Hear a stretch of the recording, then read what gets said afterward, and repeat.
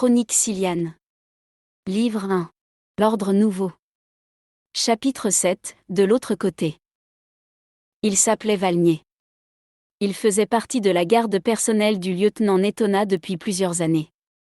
Aujourd'hui, il longeait les couloirs de la base principale de l'ordre suivi par plusieurs de ses compagnons d'armes. Au milieu d'eux, une civière en suspension guidée par l'un des hommes portait le corps sans vie de Netona. Il le ramenait vers leur seigneur. Valnier jeta un rapide coup d'œil à la dépouille du lieutenant. Sa gorge avait été perforée par son propre rayon d'énergie. Valnier ne comprenait toujours pas comment tout cela s'était produit. Encore une fois, il repassa les images de ces dernières heures dans son esprit. Les techniciens du tracker avaient repéré l'endroit où se situait le cargo de la femme, celle qui s'était enfuie de Caxido et après qui il courait depuis plusieurs jours. Sous les ordres de Netona, ils avaient pris un de leurs tout nouveaux destroyers flambant neufs baptisé le Conquérant, construit en secret dans une de leurs bases. Il s'était mis en orbite autour d'une des lunes du système INH 53048. Au bout d'une heure, il n'avait détecté aucune trace de bâtiment en surface, ni aucun passage vers un complexe souterrain. Cotus, un autre membre de la garde personnelle de Netona et également un excellent navigateur, avait scanné le planétoïde, mais sans localiser une quelconque entrée. Pourtant, d'après les techniciens du tracker, le cargo se trouvait bien là. Netona avait fini par décider d'envoyer quelques navettes en basse altitude afin de quadriller la zone autour du point où le vaisseau devait, en principe, se situer. Il avait lui-même embarqué sur l'une d'entre elles en prenant la totalité de sa garde personnelle avec lui. Il avait des pouvoirs, du moins, c'est ce que tout le monde pensait au sein de l'ordre. Valnier, qui le connaissait depuis plusieurs années, avait déjà eu l'occasion de constater que son lieutenant possédait des capacités inhabituelles. C'était un fait. Bien sûr, Valnier ne savait pas d'où elles provenaient, ni quelles étaient leurs limites, mais il avait vu des choses inexplicables se produire. Netona n'en parlait jamais, ni à ses hommes, ni à personne. Il s'agissait d'un sujet tabou que tout le monde dans son entourage avait appris à taire, à moins d'avoir envie de se mettre le lieutenant à dos. Mais personne n'avait véritablement envie de se mettre Netona à dos, à moins de vouloir rencontrer quelques fâcheux ennuis. Arrivé à 20 mètres au-dessus du sol de la petite lune, il avait ordonné au pilote d'effectuer un quadrillage autour des coordonnées où le cargo devait en théorie se situer. Quelques minutes plus tard, et après quelques va-et-vient, l'homme avait dû avouer qu'il n'avait repéré aucune issue particulière. Pourtant, Netona avait insisté en lui demandant de se diriger vers un point un peu plus au nord. Il n'avait donné aucune explication, mais de toute façon, il n'en fournissait jamais. Il avait guidé le pilote, puis lui avait commandé de se maintenir en vol géostationnaire au-dessus d'un endroit bien précis, affirmant qu'un passage vers un complexe souterrain se trouvait là. Depuis la navette, on ne voyait rien de spécial, et pendant un temps, Valnier pensa que cette fois-ci, son lieutenant s'était trompé. Toutefois, Netona ordonna au pilote de se poser. Et alors qu'il ne se situait plus qu'à 2 mètres du sol, soudain quelque chose apparut comme par miracle, un sas. Comment était-ce possible ? Valnier n'en savait rien. Ils avaient atterri et établi une de connexion entre leur navette et l'entrée. Après s'être assurés que de l'autre côté, l'air et la pression étaient compatibles avec les leurs, ils avaient ouvert la trappe et avaient pénétré dans le complexe. Ils avaient commencé à longer un couloir, le lieutenant Netona en tête, c'était contraire aux règles de sécurité habituelles, mais il s'en moquait. Il passait devant, un point c'est tout. Au bout de quelques mètres, ils avaient brusquement été attaqués par un homme et une femme sans armes. Les deux assaillants étaient jeunes et particulièrement vifs. Lui avait de longs cheveux noirs qui lui descendaient jusqu'à la taille, et il se déplaçait avec une agilité et une élégance hors normes. Quant à elle, bien que tout aussi gracieuse dans ses mouvements, elle possédait quelque chose en plus, une sorte de force intérieure qui se reflétait sur son visage. L'homme avait directement attaqué le lieutenant Netona qui, sous le choc, était tombé au sol en perdant son arme. Valnier avait réagi aussitôt en tentant de riposter, mais il se situait en 3e position, devant lui, il y avait ses camarades et aucun angle de tir. D'un coup de pied, la femme avait désarmé l'un d'entre eux. Le blaster avait fait un arc de cercle en l'air avant d'atterrir à côté de l'individu aux longs cheveux. Ces gens étaient forts. Ils osaient attaquer à main nue le lieutenant Netona accompagné de sa garde personnelle au complet. L'homme s'était ensuite jeté sur l'arme à terre avec une telle vivacité que cela semblait presque surnaturel. Il avait visé Cotus qui avait reçu le tir sur sa main droite. Il était tombé à genoux sous l'effet de la douleur, hors de combat. Valnier, profitant du fait qu'il n'y avait plus personne debout devant lui, avait mis l'individu en joue, mais ce dernier s'était replié si rapidement dans un couloir adjacent que le rayon n'avait réussi qu'à frapper le mur. La femme l'avait alors attaqué. Il avait reçu son coup de pied en plein visage et s'était écroulé au sol, la vision troublée et incapable de trouver la force de se relever. Comme au travers d'un brouillard, il avait vu l'homme aux cheveux longs revenir à la charge. Netona, toujours allongé, avait repris son arme et se préparait à tirer sur l'agresseur. Valnier continuait à ne pas comprendre ce qui s'était passé ensuite. L'individu avait levé une main, la paume ouverte tournée vers le lieutenant. L'air devant lui était devenu différent, comme si un écran invisible s'était brusquement formé. Le rayon était parti, mais avait rebondi sur l'écran d'air avant d'atteindre Netona à la gorge.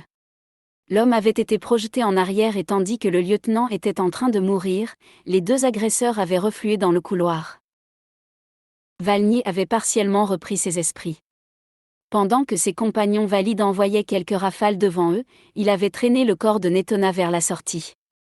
Les blessés et étourdis avaient suivi tandis que les autres poursuivaient les deux assaillants à travers les différents passages du complexe.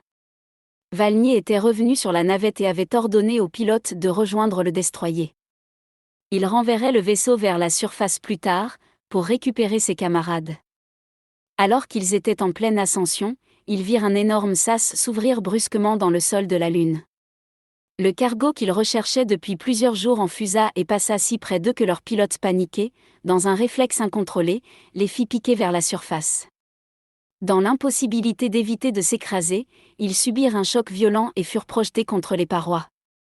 Valnier sentit une douleur aiguë irradier son bras gauche. La navette se mit à vibrer étrangement, alors qu'il reprenait à peine ses esprits. En fait, tout le sol lunaire était secoué de soubresauts, comme si le planétoïde se trouvait en proie à un tremblement de terre. Le pilote, très légèrement blessé, avait redémarré les moteurs pour décoller en recommençant son ascension vers le destroyer. Loin devant eux, ils pouvaient observer le cargo qui prenait des directions erratiques pour éviter les tirs des canons. Valnier était fasciné par ces trajectoires. Il n'avait jamais vu personne piloter comme cela, et il comprit soudainement pourquoi l'ordre n'arrivait pas à attraper cette femme, à croire qu'elle faisait partie de la confrérie des pirates. Le transport se positionna derrière une navette qui revenait également vers le destroyer. À la radio, il entendit les ordres qu'on lui donnait. Changez de cap. Repartez vers la Lune. Elle se sert de vous comme protection. Valnier se dit qu'ils auraient très bien pu tirer quand même. Après tout, ce n'était pas la première fois que l'ordre sacrifiait volontairement certains de ses membres. Mais cette fois-ci, ils avaient dû conclure que le jeu n'en valait pas la chandelle. La navette avait changé de cap et le cargo avait repris son vol étrange. Il contourna le destroyer en frôlant sa coque de si près que Valnier pensa un moment qu'il allait la percuter. Mais ce ne fut pas le cas et il finit par sortir de son champ de vision. La navette dans laquelle il se trouvait pénétra dans le grand vaisseau de guerre et atterrit sur l'aire prévue à cet effet. Il fit porter le corps de Netona à l'infirmerie et y envoya également les autres blessés, puis il alla s'informer de la situation sur la passerelle de commandement. Apparemment, la base lunaire avait été détruite et pas mal de soldats de l'ordre y avaient laissé leur vie. Quant au cargo, il avait réussi à s'échapper une fois de plus. Valnier, maintenant le plus haut gradé, avait demandé à toutes les navettes et à tous les chasseurs de revenir à bord. Il ne servait plus à rien de rester ici. Il fallait à présent rendre compte auprès du seigneur Elibaume, et Dieu sait que ce n'était pas ce qui le réjouissait le plus. Valnier avait dirigé le destroyer vers la base principale de l'ordre. Maintenant, il se trouvait là, guidant la civière sur laquelle gisait le corps du lieutenant Netona. Il allait devoir apparaître lui-même devant son seigneur pour l'informer des derniers événements. Arrivé devant la double porte de la salle du trône, il laissa la civière et le reste de l'escorte pour y aller seul. Un des plantons qui gardait l'entrée lui ouvrit. Valnier pénétra dans la grande salle rectangulaire et fit quelques pas. Les feux des braseros renvoyaient des lumières rouges dansantes sur les murs.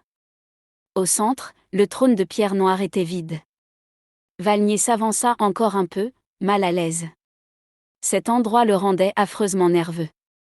Il ne s'agissait pas de la première fois qu'il venait, mais les autres fois il s'était contenté d'accompagner le lieutenant Netona. Aujourd'hui, il se présentait seul pour annoncer sa mort. Il jeta un coup d'œil aux bas-reliefs qui ornaient les murs, avec ses nombreuses représentations d'êtres humains agenouillés. Impossible de dire s'il vénérait un dieu ou implorait pour être libéré de leur souffrance. Valnier pensait qu'il devait s'agir un peu des deux. Une lourde porte de bois noir s'ouvrit au fond de la salle. Une silhouette mince et élégante s'avança vers Valnier qui sentit les deux yeux de son seigneur le fixer avec insistance. Il ne semblait connaître ni la compassion ni la pitié, et leur couleur étrange rappelait les yeux de la déesse, mais tout le monde savait qu'il était son fils bien-aimé. Valnier s'agenouilla avec précipitation et baissa la tête, autant par respect pour son maître que pour se soustraire à son regard. « Que s'est-il passé » demanda le seigneur Élibaume d'un ton sec. « Seigneur, nous avons réussi à localiser le cargo » répondit Valnier d'une voix mal assurée. Il était temps. Il se trouvait sur une petite lune. Les entrées vers une base souterraine étaient dissimulées d'une façon étrange. « De quoi parlez-vous, soldat » s'exclama Élibaume en fronçant les sourcils. Valnier était un gradé, pas un soldat, mais il savait à quel point contrarié Élibaume pouvait se révéler suicidaire. Il préféra passer outre et continua son rapport. Le tracker sentait la présence du cargo en sous-sol, expliqua-t-il. Par contre, aucun de nos instruments n'arrivait à déterminer l'entrée du complexe. Il s'agit d'une technologie que nous ignorons. Impossible, s'exclama Élibaume avec colère. La Confédération ne possède aucune technologie inconnue. Pourtant, Seigneur. Que s'est-il passé ? Coupa-t-il. Avez-vous éliminé la femme ? Non, Seigneur. Elle se trouvait là-bas, mais elle a réussi à s'enfuir. Le lieutenant Netona a localisé une entrée vers le complexe souterrain, mais des guerriers étranges nous ont interceptés. De quels guerriers parlez-vous ? Répliqua Élibaume d'une voix sifflante. Ils ont des pouvoirs. Le lieutenant Netona est mort. Un silence pesant s'établit. Valnier n'osait pas relever la tête et continuait à fixer le sol d'aller avec insistance. Il n'aimait pas regarder son seigneur en face. Il avait l'impression d'être transpercé par quelque chose de froid, comme une flèche de glace traversant son crâne de part en part. Nous n'avons pas réussi à apprendre à qui appartenait l'installation lunaire, reprit Valnier hésitant. Nous avons contacté nos partisans au sein de l'APC. Ils ont fait des recherches dans leur base de données. D'après eux, ce planétoïde est à l'abandon. Il s'agit d'une ancienne mine de silice qui n'est plus exploitée depuis plus de 150 ans. La société qui la possédait a elle-même fait faillite. Depuis, cette lune n'a plus aucun propriétaire officiel. Vraiment ? Releva le seigneur Élibaume d'un ton glacial. Alors comment expliquez-vous la présence du cargo que nous recherchions et de ces soi-disant guerriers aux pouvoirs étranges ? Nous ne l'expliquons pas, Seigneur, admit Valnier après hésitation. Mais nous continuons notre enquête. Je veux des réponses, aboya Élibaume, son beau visage déformé par une fureur non contenue. Et je les veux rapidement. Oui, Seigneur. Disposez, dit-il avec dédain en tournant le dos à Valnier. Et profitez-en pour amener le corps de Netona à la cuve. Oui, Seigneur. Élibaume tourna les talons et prit la direction de ses appartements privés. Valnier se releva avec lenteur. Il sentait une sueur glacée extrêmement désagréable couler le long de son dos. Il allait emmener le corps de son lieutenant à la cuve, puis il irait faire un tour dans une cabine à ondes. C'était vraiment ce qu'il avait de mieux à faire dans l'immédiat. Nadioska était assise seule dans le cockpit du Vinestan. Elle l'avait placé sur une lointaine orbite autour d'une étoile géante bleue. Ce système ne possédait aucune planète, et c'est sûrement pour cette raison que Jade l'avait choisi. Elle avait passé plusieurs heures, avec l'aide de Vin, à vérifier l'intégrité du cargo. Ce dernier n'avait récupéré que quelques simples éraflures de leur récente aventure. Fort heureusement d'ailleurs, car s'il avait subi des avaries, elle n'aurait pas été en mesure de faire grand-chose. Non seulement elle ne possédait que des connaissances minimum en matière mécanique, mais en plus, les réparations d'un vaisseau ne se faisaient qu'en astroport avec l'équipement adéquat. Si jamais la coque du Vinestan s'était retrouvée percée, elle n'aurait eu d'autre solution que de condamner la section touchée, grâce aux portes sas étanches et prévues à cet effet. Tout en terminant ses vérifications, elle se demanda où se trouvaient ses 3 amis Cillian qui l'avaient aidé à s'échapper. Elle ne les avait pas vus depuis qu'elle avait commencé sa révision. Ils auraient très bien pu s'être téléportés ailleurs en la laissant seule, après tout, elle ne savait pas grand-chose d'eux.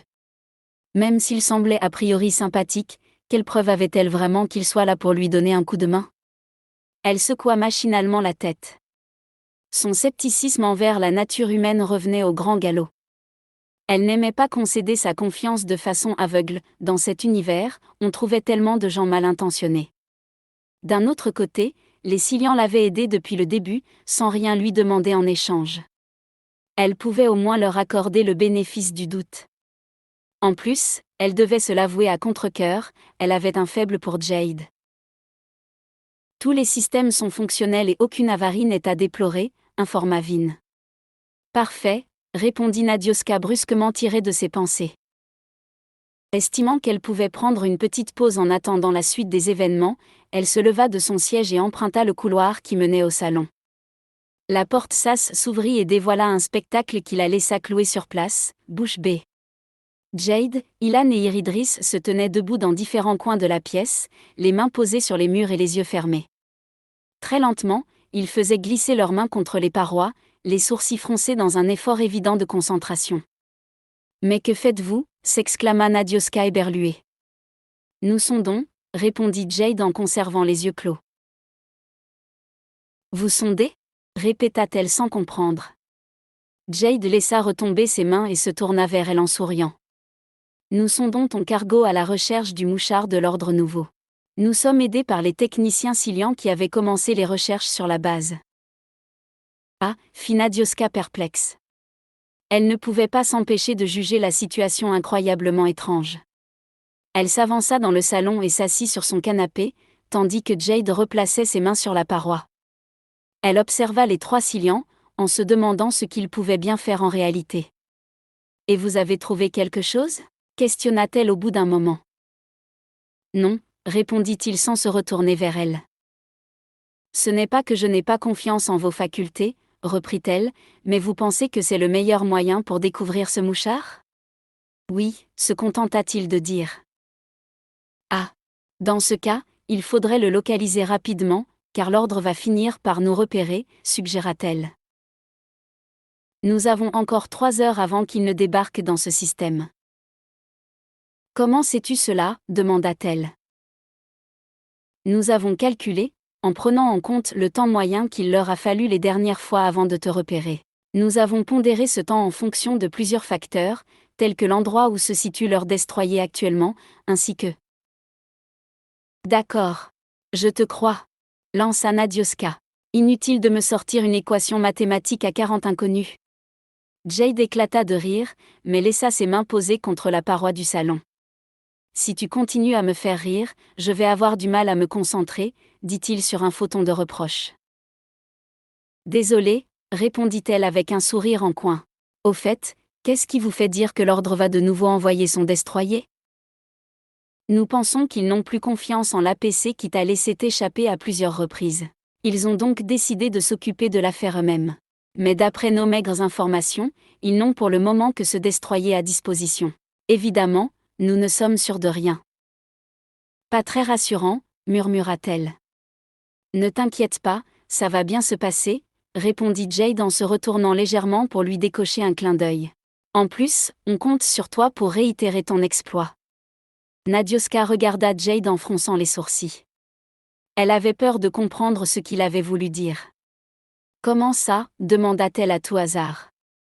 En fait, reprit-il avec hésitation, même si on trouve le mouchard et qu'on arrive à le désactiver, eh bien, on le laissera actif. Quoi ? S'exclama-t-elle horrifiée. On va l'utiliser contre eux. Comme à son habitude, Djali prit son déjeuner aux messes des officiers.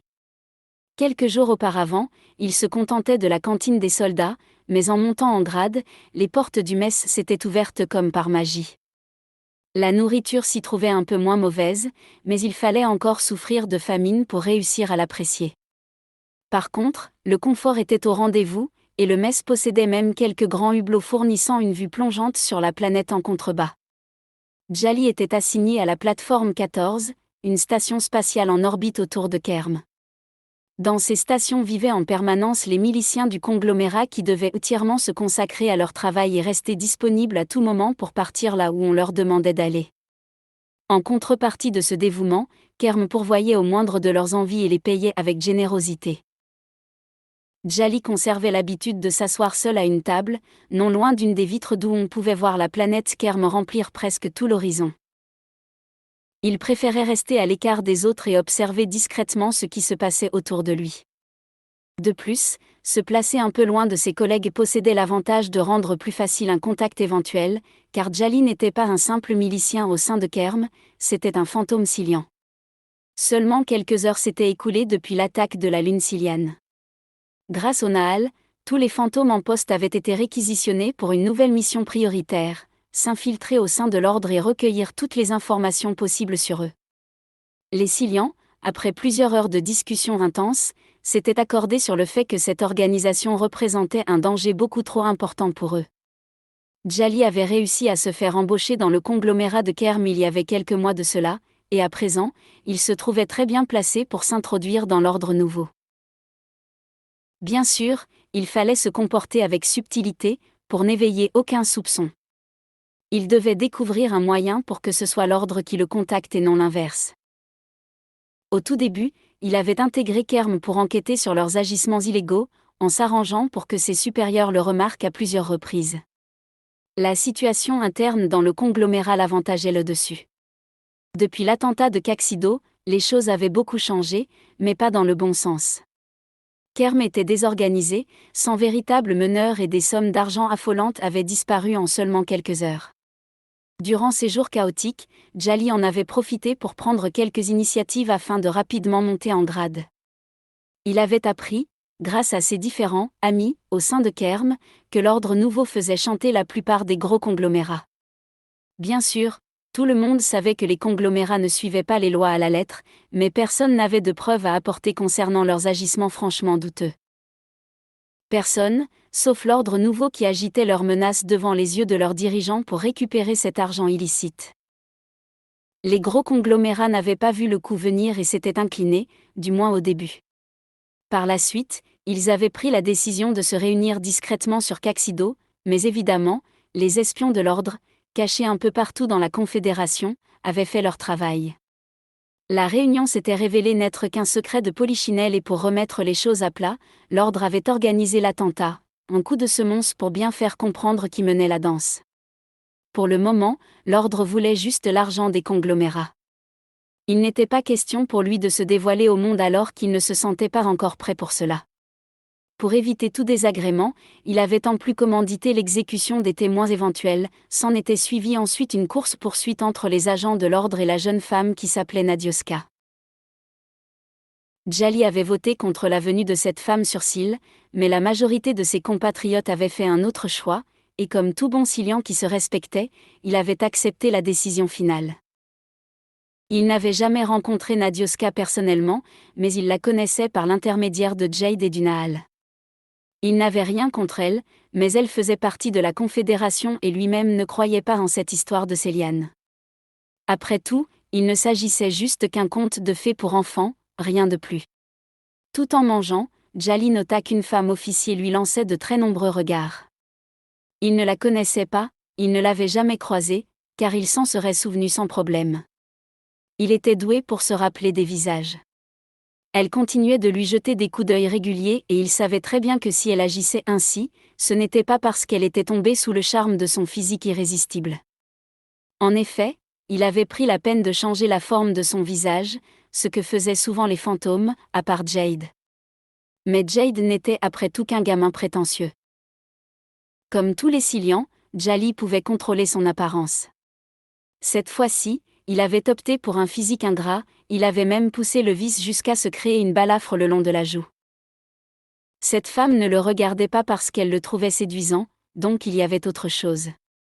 Quand elle se leva pour venir à sa table, il se dit qu'il allait bientôt obtenir des réponses à ses questions. Il se connecta au Nahal, par acquis de conscience, afin de diffuser en direct son expérience. Il s'agissait d'un simple réflexe pour les fantômes quand ils sentaient que quelque chose d'important allait se passer. Ainsi, s'il mourait, il n'y aurait pas de perte d'information.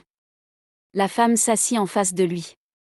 Ses cheveux noirs étaient coupés courts et son uniforme de capitaine au sein de la milice de Kerm lui donnait un air masculin. « Vous êtes le capitaine Ilage ?» demanda-t-elle.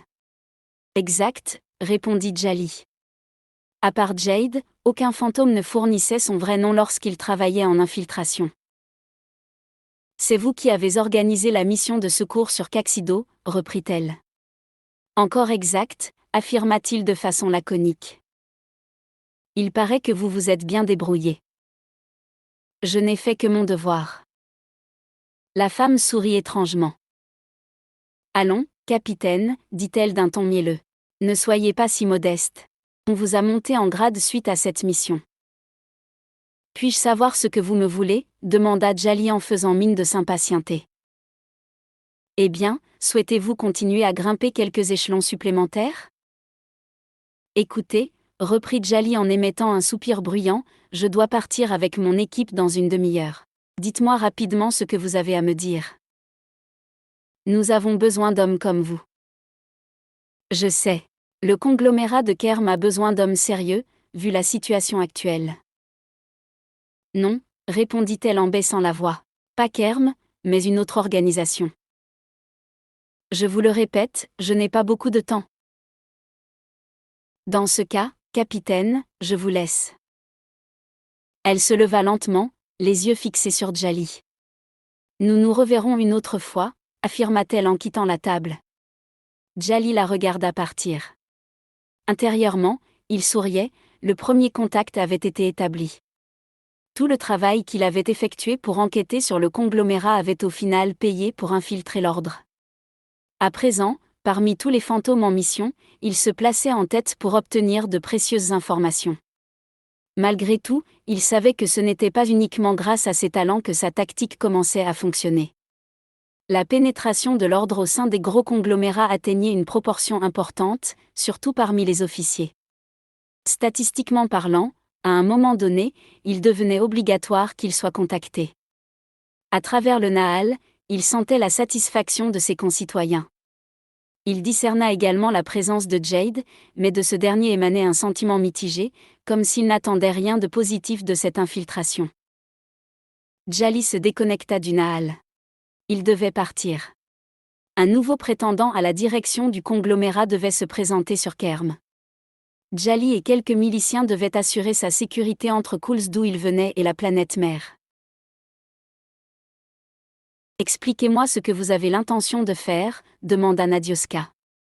Ils s'étaient tous assis à la table qui se trouvait au beau milieu du jardin du Vinestan. Le transolide laissait passer les rayons de l'astre autour duquel ils effectuaient leur orbite tout en filtrant ceux nocifs pour les humains ou les plantes. L'arrosage automatique s'était déclenché, diffusant un agréable bruit de glougloutement et une odeur fraîche d'herbe mouillée. 2 heures plus tôt, sous les instructions de Jade, Nadioska avait effectué un saut dans l'hyperespace pour changer de système solaire. Ils étaient restés un peu trop longtemps sans bouger et risquaient de voir débarquer le destroyer de l'ordre d'un moment à l'autre. Ils n'avaient, à ce moment-là, pas de plan bien précis, du moins c'est ce que Nadioska avait pensé. Ses 3 amis Silian réfléchissaient beaucoup, mais parlaient peu, et elle était obligée de tirer certaines conclusions d'elle-même. À présent, le cargo se situait en orbite autour d'un autre soleil solitaire. Au sein de la galaxie, il existait beaucoup de systèmes sans aucune planète, il n'était donc pas bien difficile d'en trouver un pour s'éloigner de toute activité humaine. Nadioska, Jade, Ilan et Iridris avaient fait une pause pour prendre un repas tranquille. Les 3 Silians avaient réussi au bout de maints efforts à dénicher le mouchard. Il s'agissait d'un petit rond de métal noir luisant qui avait été posé non loin des moteurs du cargo. Jade avait eu du mal à le retirer, car l'objet avait une fâcheuse tendance à se coller avec férocité à n'importe quelle matière non organique. À présent, il se trouvait là, en plein milieu de la table, offert au regard sceptique de Nadioska. « Nous allons l'utiliser pour attirer l'ordre à nous », répondit Jade en pointant le mouchard. « Quelle idée !» s'indigna Nadioska. « Ça fait des jours que j'essaie de leur échapper en vain, et toi maintenant tu veux les attirer. » Nous avons une chance unique, continua-t-il. Il ne faut pas la laisser passer. Attirer l'ordre et son destroyer ? Quelle chance ! S'exclama-t-elle. Un de nos fantômes a été contacté par l'ordre, reprit Jade en décidant d'ignorer sa remarque. Mais cela va prendre pas mal de temps avant qu'ils ne réussissent à s'intégrer suffisamment bien pour nous ramener des informations intéressantes. Nous devons agir de notre côté. Nous allons devoir trouver une planète avec un air respirable. Comme elles sont toutes habitées, un groupe de recherche Silian est en train de travailler pour nous, afin de nous en repérer une tranquille pour notre affaire. Le but est de déposer le mouchard dans un endroit désertique, loin de tout passage. Toi, tu repartiras sur ton Vinestan avec Ilan. Moi et Iridris, nous resterons cachés, à proximité. En cas de problème, Ilan nous servira de lien pour que nous puissions communiquer. J'ai toujours rêvé me transformer en système de communication, annonça Ilan en affichant un air narquois. Que allez-vous faire quand les navettes de l'ordre vont arriver ? Demanda Nadioska en l'ignorant totalement. Nous allons essayer d'assommer 2 gardes et prendre leur place. Mais ils vont voir que vous ne faites pas partie de l'ordre. Non, car nous allons également prendre leur apparence. Comment ? Demanda-t-elle intriguée. Nous pouvons contrôler notre corps et changer d'apparence à volonté. Vraiment ? Oui, vraiment, affirma Jade avec un clin d'œil. Ça alors ? Et que pouvez-vous faire d'autre ? Nous pouvons lutter contre les maladies sans utiliser de médicaments, nous soigner nous-mêmes lorsque les blessures restent d'une gravité acceptable et puis ralentir notre vieillissement. Dis-moi, quel âge me donnes-tu ? Nadioska l'observa perplexe. Jade n'avait aucune ride sur le visage. Ses traits étaient fins, et ses longs cheveux d'un beau noir brillant sans aucune trace de petits fils blancs. Il possédait une allure jeune et athlétique. Entre 25 et 30 ans ? S'aventura-t-elle. J'ai 76 ans, affirma-t-il en souriant. Impossible, s'exclama-t-elle éberluée. Je te jure que si. Mais vous êtes éternel alors ? Jade éclata de rire, et les autres Silians autour de la table se mirent à sourire. Non, dit-il. Nous savons contrôler notre corps et nous ralentissons au maximum notre vieillissement, mais nous ne pouvons pas l'arrêter. On multiplie à peu près par 3 notre espérance de vie par rapport à vous. Pas mal, dit Nadioska rêveuse. Ça doit être sympa d'être Silian. Les autres se regardèrent, toujours souriants, mais ne répondirent pas. Revenons à notre affaire, reprit Jade. Iridris et moi allons tenter de nous infiltrer dans l'ordre. Notre mission principale est de découvrir ce qu'ils ont appris sur nous, mais également ce qu'ils ont l'intention de faire au sein de la Confédération. Car finalement, pour le moment, nous ne connaissons pas leur but. Nous pensons qu'ils souhaitent accéder au pouvoir, mais nous ne savons ni comment ils vont s'y prendre, ni pourquoi. Nous ne comprenons même pas comment cette chose fonctionne. Il pointa du doigt le petit rond noir au centre de la table. Jade avait mentalement scanné l'objet et avait envoyé ses informations à travers le Nahal. Quelques Silians, spécialistes des technologies de la Confédération, l'avaient analysé, et avaient découvert avec surprise que le mouchard n'émettait aucun signal.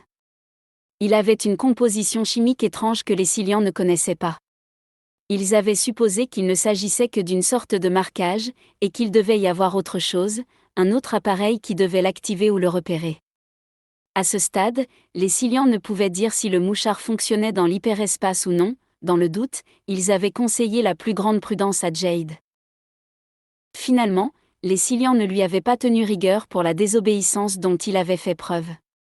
Lorsqu'il s'était connecté au Nahal, juste après la fuite de Nadioska, il avait reçu un torrent de vives protestations, mais après qu'il eut expliqué qu'on pouvait utiliser le mouchard contre l'ordre, les esprits s'étaient rapidement calmés. À sa grande surprise, beaucoup de Silians avaient même fini par admettre que parfois, la fin justifiait les moyens, et aucun d'entre eux n'avait pleuré sur le sort des soldats de l'ordre qui avaient péri dans la destruction de la base lunaire. Ce revirement étrange et si brusque avait intrigué Jade et à présent, il hésitait entre s'en réjouir ou bien s'en inquiéter. Quoi qu'il en soit depuis cet événement, ses compatriotes planchaient pour trouver une solution et retourner la situation en leur faveur. Non seulement il avait été pardonné, mais de plus, il était en ce moment dans les bonnes grâces d'à peu près tout le monde. Il n'avait jamais eu une réputation si florissante au sein du Nahal, et il se demandait combien de temps cela allait durer avant qu'il ne retrouve sa place habituelle de pseudo-paria. Et moi ? Questionna Nadioska, ce qui tira Jade de ses pensées. Pendant que vous infiltrez l'ordre, je fais quoi avec Ilan? Oh, il y a plein de choses que nous pourrions faire ensemble, affirma Ilan avec un sourire charmeur. Nadioska ouvrit de grands yeux ronds et sentit ses joues devenir horriblement chaudes. Toi et Ilan, vous attendrez, pas trop loin, répliqua Jade en ignorant volontairement la réponse de son meilleur ami. Comme nous ne savons pas ce qui va se passer, nous préférons que tu restes à proximité avec ton cargo. Nous ne serons peut-être pas en mesure de nous téléporter si les choses tournent mal. En cas de souci, vous serez notre sortie de secours. On compte donc sur vous. Quelques heures plus tard, les Silians informèrent Jade que tout était prêt pour le plan d'infiltration. On lui donna de nouvelles coordonnées spatiales auxquelles il devait se rendre avec le Vinestan. Il s'agissait encore une fois d'un système sans planète. Un autre cargo attendait sur place depuis peu. Nadioska effectua ses manœuvres d'approche pour établir le contact. À travers la vitre du cockpit, elle observa l'autre transport. Alors que la distance s'amenuisait, elle pouvait distinguer de plus en plus de détails, et ses sourcils se froncèrent progressivement.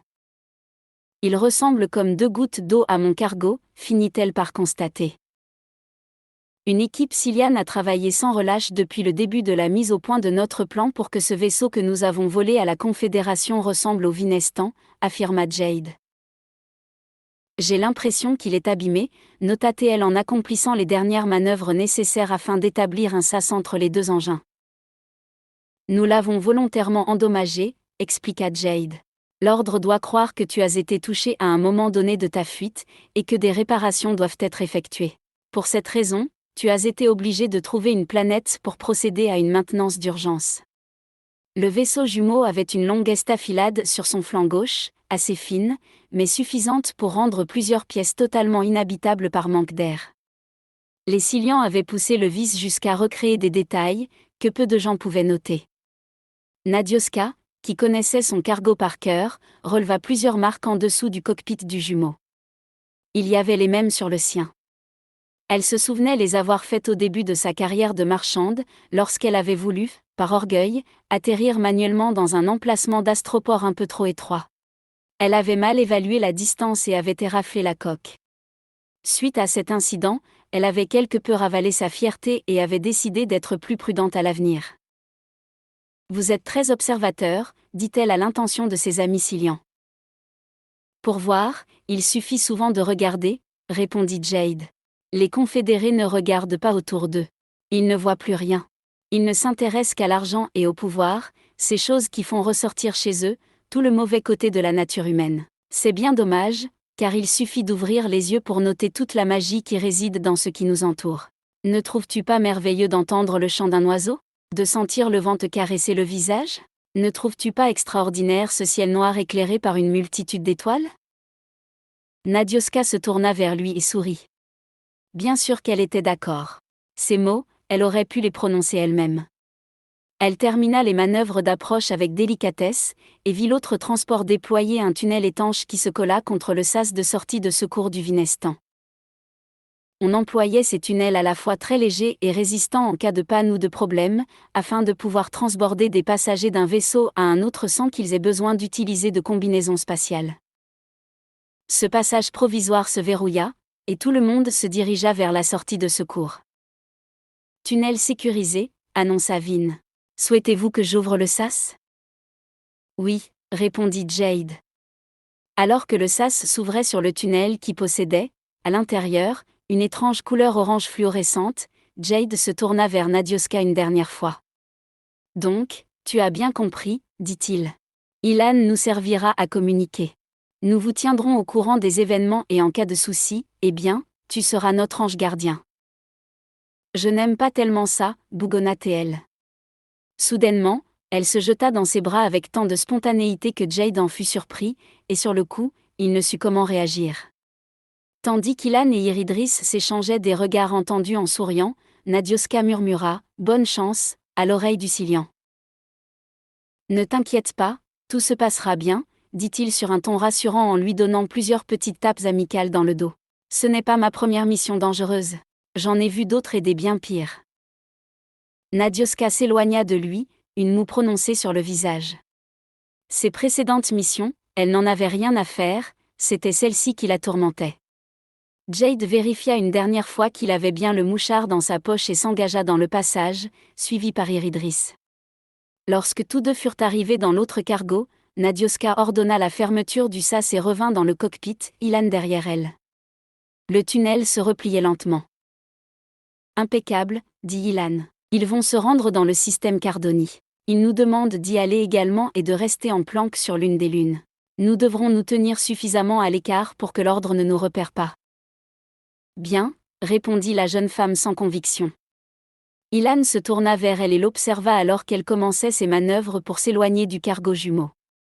Il ne la connaissait pas encore beaucoup, mais ses dernières heures passées avec elle, ainsi que les informations diffusées par Jade à travers le Nahal, lui avaient permis de deviner certaines choses. Il se mit à sourire. Jade a plus d'une corde à son arc, vous savez, affirma-t-il. Pourquoi me dites-vous ça, demanda-t-elle en fronçant légèrement les sourcils. Parce que vous êtes inquiète pour lui. Elle fit la moue et détourna le regard. Elle ne voulait pas l'avouer, mais bien sûr qu'elle se sentait anxieuse. L'autre cargo s'était éloigné en prenant de la vitesse. Lorsqu'il effectua son saut, il laissa une traînée colorée derrière lui pendant plusieurs secondes. Vin avait terminé de faire ses calculs, et Nadioska lança les moteurs, accéléra, et pénétra l'hyperespace à son tour. Le voyage durera 6 heures, 34 minutes et 48 secondes, annonça Vin. Quelle précision, remarqua Ilan sur un ton narquois. Il s'agit d'un ordinateur, répliqua Nadioska. Ils ne connaissent pas les à peu près. Elle se tourna vers lui et un léger sourire apparut enfin sur son visage. Alors, dit-elle, que fait-on pendant ces 6 heures et 34 minutes ? J'ai plein d'idées, répondit Ilan alors que ses lèvres vermillon s'ouvraient en un généreux sourire dévoilant de magnifiques dents blanches. Djali était revenu de mission. Tout s'était déroulé sans accroc, et à présent il mangeait dans le mess des officiers, un peu à l'écart en espérant de nouveau attirer l'attention de son contact. Le regard fixé sur son assiette, il aperçut une silhouette s'approcher à la limite de sa vision. Il savait que c'était elle, ça ne pouvait être qu'elle. Il leva les yeux et constata que la femme aux cheveux courts se trouvait bien là. Elle s'assit en face de lui comme lors de leur première rencontre. « Avez-vous réfléchi ?» demanda-t-elle à voix basse. Djali se contenta d'afficher un sentiment désabusé sur le visage, et avala une bouchée de son plat. Il s'était connecté au Nahal dès qu'il l'avait senti approcher. Maintenant, il y avait des milliers d'oreilles qui écoutaient virtuellement leur conversation. « Vous êtes brillant, » affirma la femme. « Mais vous méritez mieux que votre grade. Kerm ne vous offrira jamais une fonction digne de vous. Vous le savez, n'est-ce pas ?» Il leva les yeux vers elle. « Qu'est-ce qui vous dit que j'attends autre chose que mon grade actuel de capitaine au sein de la milice de Kerm ?» fit-il en se remettant à manger. Elle émit un faible ricanement. « On ne fait pas le zèle que vous faites quand on ne veut pas grimper quelques échelons, » répliqua-t-elle sur un ton narquois. « J'aime le travail bien réalisé. Dans ce cas, venez le faire chez des gens qui sauront vous récompenser correctement. » Djali posa sa fourchette et fixa la femme. « Vous me proposez quoi exactement ?» demanda-t-il en feignant l'agacement. « Avez-vous entendu parler de l'ordre nouveau ?» questionna-t-elle en baissant la voix. « Non, mentit Djali. Il s'agit d'une organisation créée par un homme fabuleux. Un visionnaire, un génie. Il suggère de concevoir des institutions innovantes qui remplaceront cette vieille et lamentable confédération. » Elle avait dit cela avec une moue de dégoût comme si prononcer le nom de la confédération lui laissait un goût désagréable dans la bouche. Alors pourquoi cet homme si fabuleux ne se présente pas devant la caste dirigeante pour leur soumettre ses idées, demanda Djali sur un ton railleur. Tout simplement, s'exclama-t-elle avec un élan de passion, parce que ces idiots n'accepteront jamais les propositions de notre Seigneur. Votre Seigneur ? S'étonna Djali choqué. Il est issu d'une illustre et noble famille. Il a été choisi par Mijalk elle-même, reprit la femme avec une étrange lueur dans les yeux. Mijalk, répliqua Djali en fronçant les sourcils. Qui est-ce ? Il s'agit de notre bien-aimée déesse, répondit-elle d'une voix exaltée. Elle a donné naissance à notre Seigneur. À travers le Nahal, Djali sentit les réactions des Silians connectés qui écoutaient leur conversation. Elle est folle. Non, elle a subi un lavage de cerveau. Elle est dangereuse. Tout comme le reste de l'ordre. Ce sont des fanatiques. Djali observait la femme d'un air sceptique. Donnez-moi une preuve de tout ce que vous avancez, demanda-t-il. Elle sourit étrangement et se leva. Demain, à 6 heures, au pont d'embarquement principal, dit-elle. Soyez à l'heure. Djali la regarda s'éloigner. Mijalk, pensa-t-il, et une voix claire et forte s'éleva dans le Nahal. Il ne s'agissait pas de la voix d'un Silian, mais de la mémoire du Nahal qui parlait, une sorte d'entité autonome, créée et entretenue par chaque Silian. Elle possédait une voix à part, ni masculine, ni féminine, mais un peu des deux. Mijalk est une déesse vénérée par un peuple primitif du système en Oralk, expliqua la mémoire. Elle est la déesse de la mort et du renouveau. Son culte inclut des cérémonies où les fidèles se coupent eux-mêmes un de leurs membres, la plupart du temps la main gauche. La légende dit que les membres coupés lors de ces cérémonies repoussaient d'eux-mêmes si la déesse acceptait le fidèle. Le membre régénéré avait, dit-on, la force de la déesse elle-même. Ce culte a été aboli par les autorités de la Confédération il y a seulement 25 ans, car jugé inhumain. La voix se tut au sein du Nahal, laissant les Silians pensifs. Peut-être qu'une enquête dans le système en Oralk s'avérait-elle nécessaire, suggéra Dvalim, lui aussi connecté.